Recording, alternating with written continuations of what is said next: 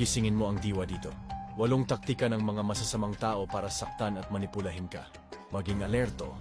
Mga aral mula sa Day 8 ng Ang Lihim ng Kalikasan ng Tao. Number 1. Pagpapaimbabaw. Magpapanggap silang mabait o tumutulong, pero lihim kang sinasabotahe.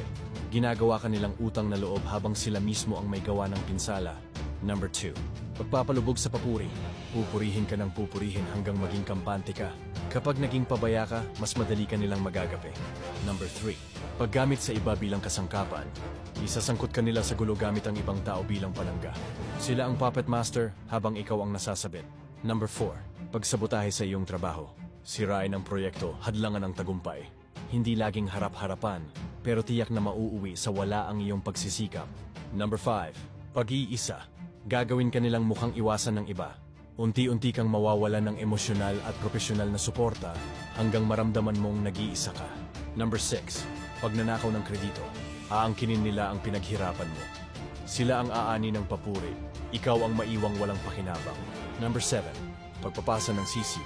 Kapag may mali, ikaw ang sisisihin kahit hindi mo kasalanan. Kapag may tama, sila ang magmamayari.